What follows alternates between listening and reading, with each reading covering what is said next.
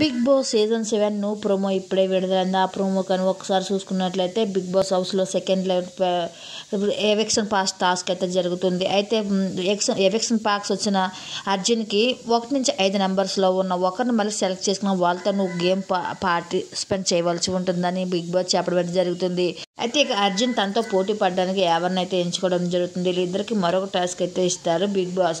Round table మీద ఒక బాల్స్ని ఎవరు సపోర్ట్ లేకుండా నిల్చోబెట్టవలసి ఉంటుంది. ఈ టాస్క్లో విజయ్ ఎవరైతే వాళ్ళకి ఎవిక్షన్ పాస్ వస్తుందని బిగ్ బాస్ చెప్పడం అయితే జరుగుతుంది. అయితే బిగ్ బాస్ హౌస్లో ఎవరు ఇంకా అర్జున్ ఇద్దరు కూడా పోటీగా గేమ్ ఆడుతూ ఉంటారు. ఇంకా హౌస్ మేట్ అందరూ కూడా వాళ్ళు సపోర్ట్ చేస్తూ ఉంటారు.